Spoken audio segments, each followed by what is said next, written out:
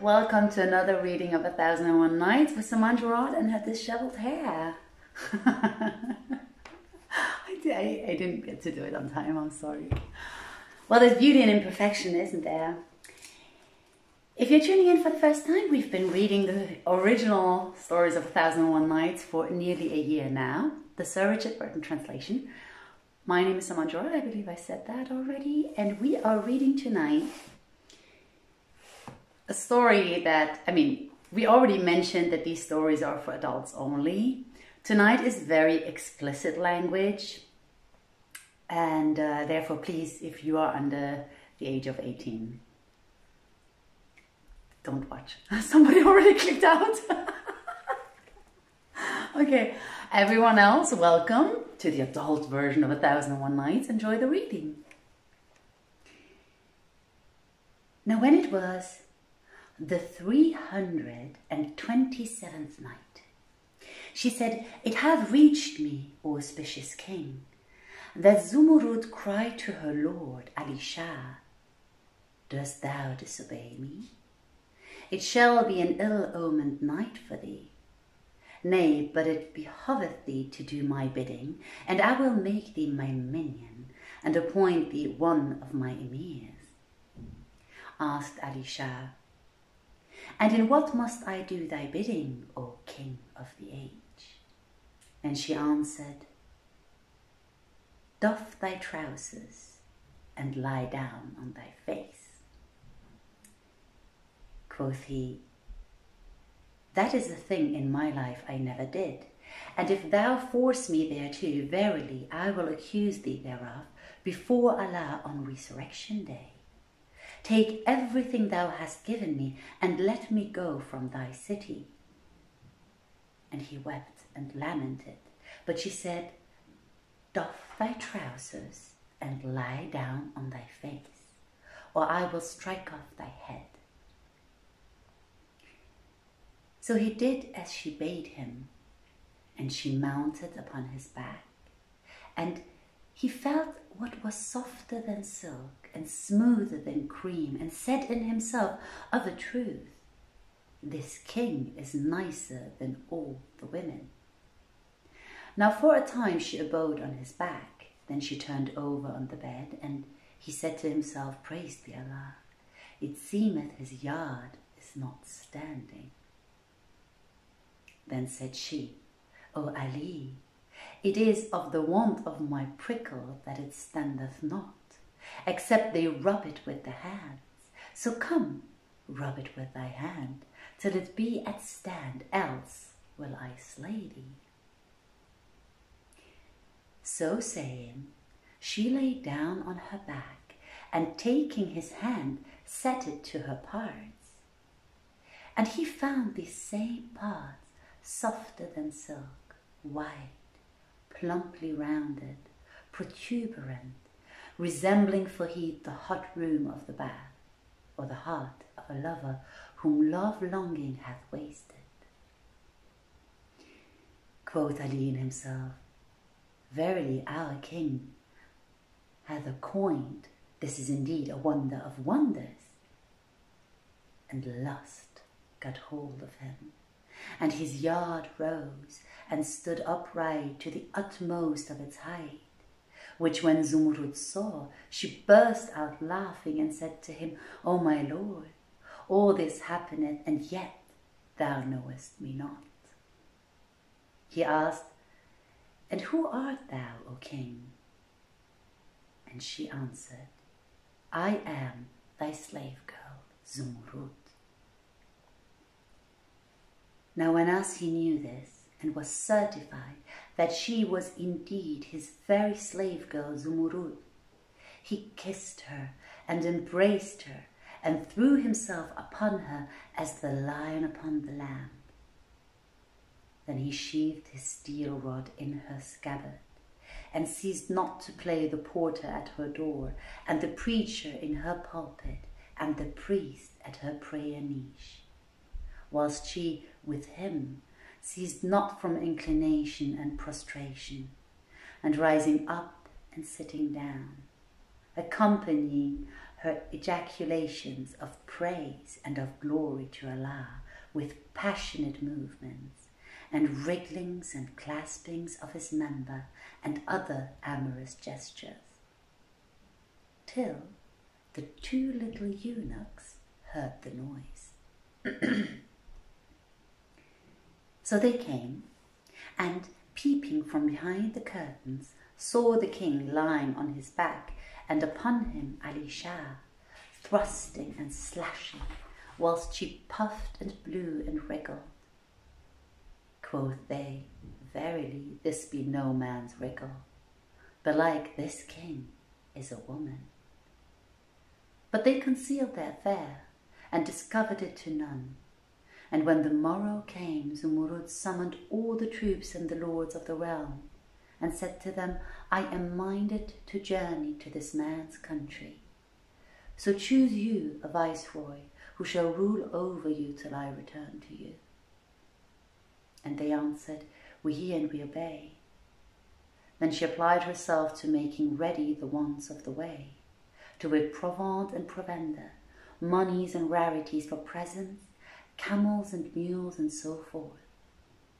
After which she set out from her city with Shar, and they ceased not faring on till they arrived at his native place, where he entered his house, and gave many gifts to his friends, and alms and largesse to the poor. And Allah vouchsafed him children by her, and they both lived the gladdest and happiest of lives, till there came to them the destroyer of delights, and the severer of societies, and the garnerer of graves. And glorified be he, the eternal, without cease, and praised be he in every case. And amongst other tales, they tell one of excuse me, the loves of Jubayr bin Umayr and the lady Budur.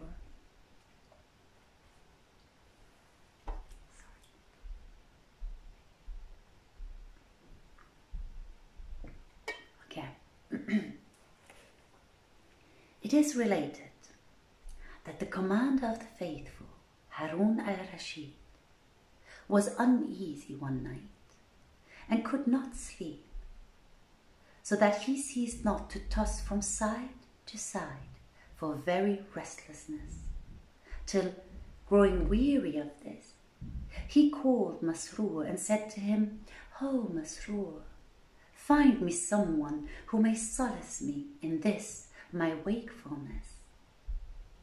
He answered, "O Prince of true believers, wilt thou walk in the palace garden, and divert thyself with the sight of its blooms, and gaze upon the stars and constellations, and note the beauty of the ordinance, and the moon among them rising in sheen over the water?"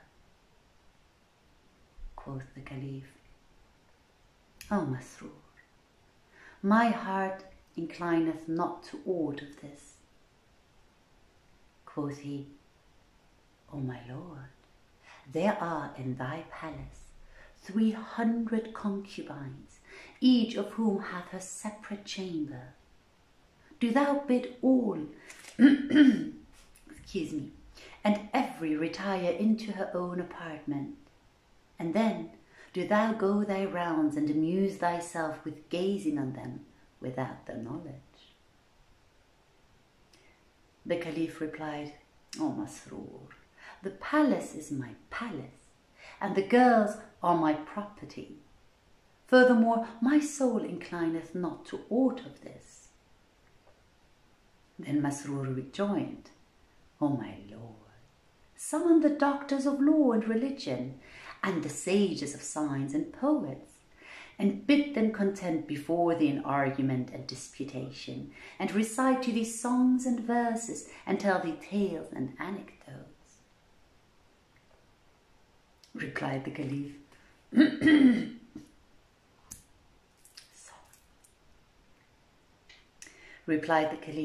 "My soul inclineth not to aught of this."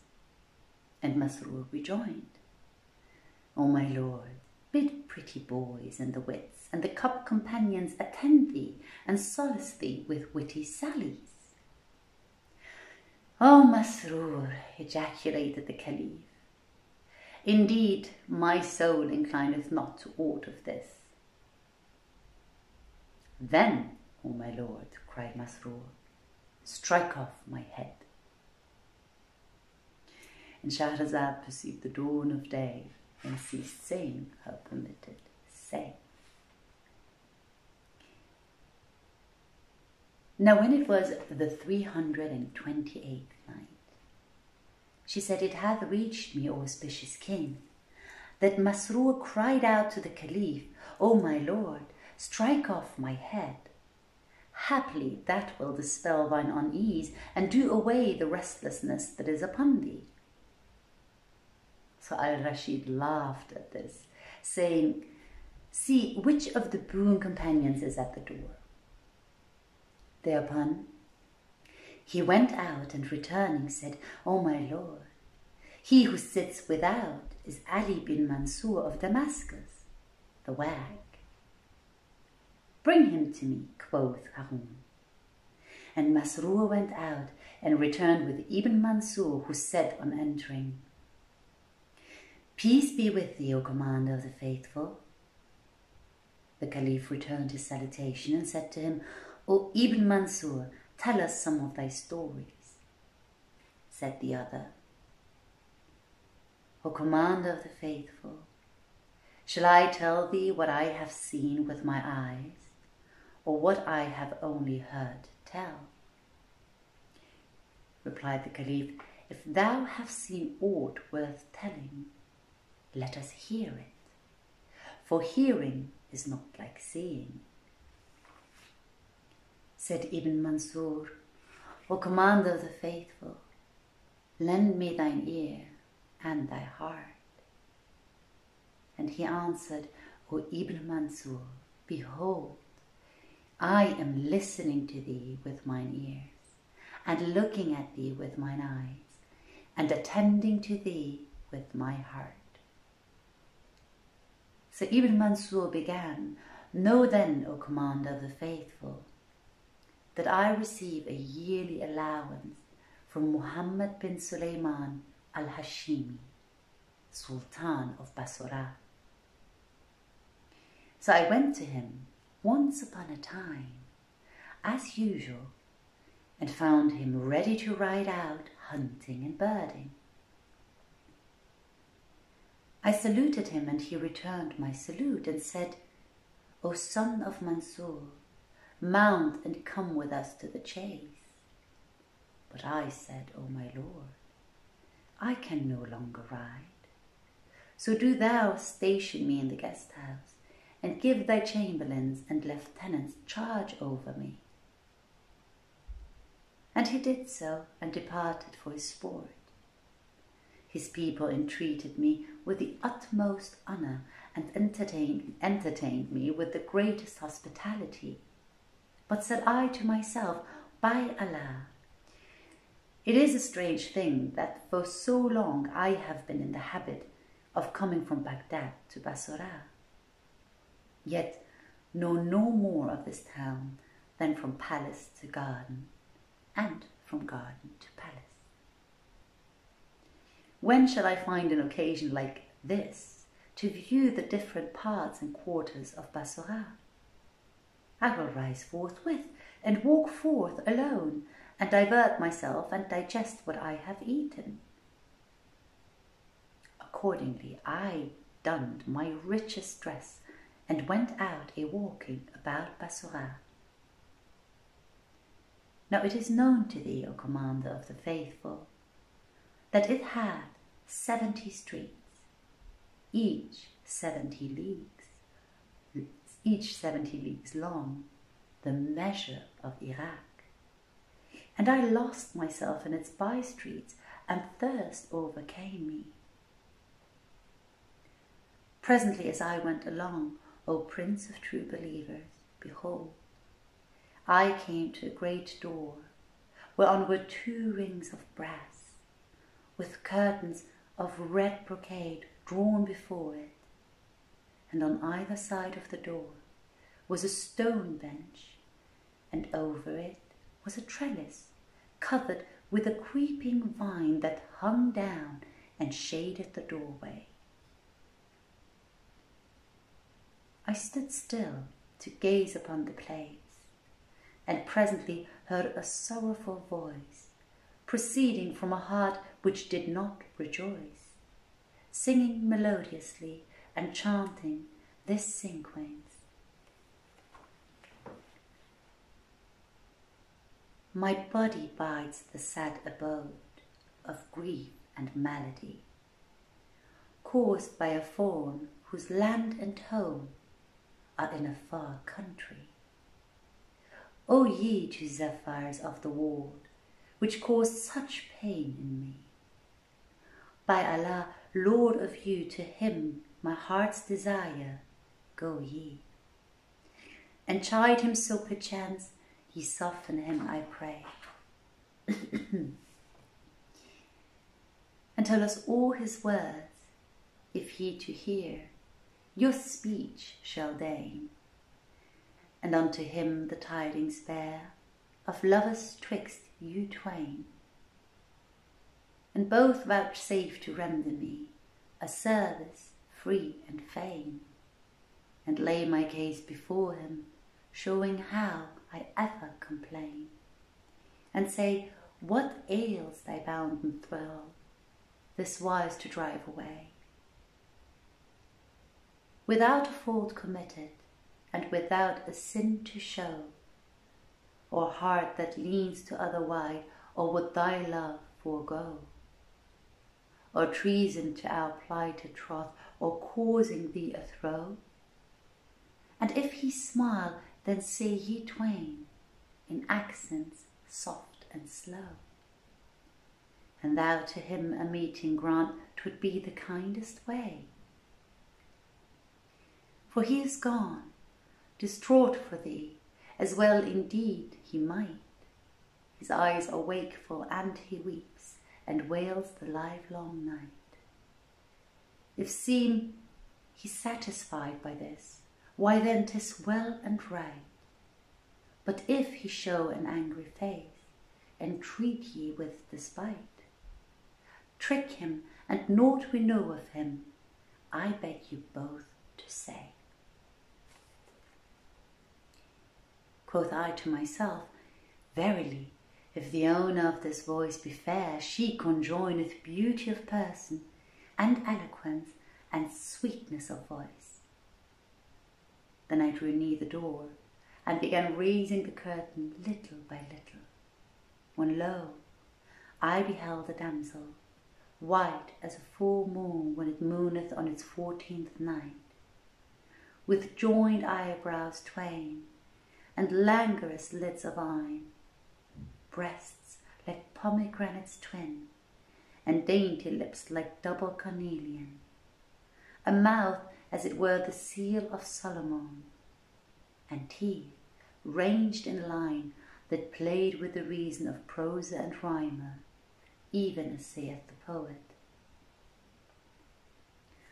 O pearly mouth of friend, who set those pretty pearls in line, and filled thee full of whitest chamomile and reddest wine, who lent the morning glory in thy smile to shimmer and shine, who with that ruby padlock dared thy lips to seal and sign, who looks on thee at early morn with stress of joy and bliss, goes mad for aye, what then of him who wins a kiss of thine? And as saith another, O pearl-set mouth of friend, pity poor ruby's cheek, boast not over one who owns the union and unique. In brief, she comprised all varieties of loveliness, and was a seduction to men and women. Nor could the gazer satisfy himself with the sight of her charms, for she was, as the poet hath said of her, when comes she, slays she, And when back she turns, she makes all men regard with loving eyes. A very sun, a very moon, but still from hurt and harmful ills her nature flies. Opes Aiden's garden when she shows herself, and full moon see we over her necklace rise. Now as I was looking at her, through an opening of the curtains, behold, she turned, and seeing me standing at the door, said to her handmaid, "See who is at the door." So the slave girl came up to me and said, "O sheikh, hast thou no shame? Or do impudent airs suit hoary hairs?" Quoth I, "O my mistress, I confess to the hoary hairs, but as for impudent airs, I think not to be guilty of unmannerliness." Then the mistress broke in, "And what can be more unmannerly than to intrude thyself upon a house other than thy house, and gaze on a harem other than thy harem?" I pleaded, "O my lady, I have an excuse." And when she asked, "And what is thine excuse?" I answered, "I am a stranger, and so thirsty that I am well nigh dead of thirst." She rejoined, "We accept thine excuse." Shahrazad perceived the dawn of day and ceased to say her permitted say. Hope you enjoyed this adult story. Joanna will be reading tomorrow. It might still be adultish, so tune in if you're interested. It's lovely reading for you, and I'll be seeing you next week. As usual, wherever you are in the world, remember to go inwards instead of outwards. I'm mumbling already. And yeah, sending you much love. Thanks for tuning in.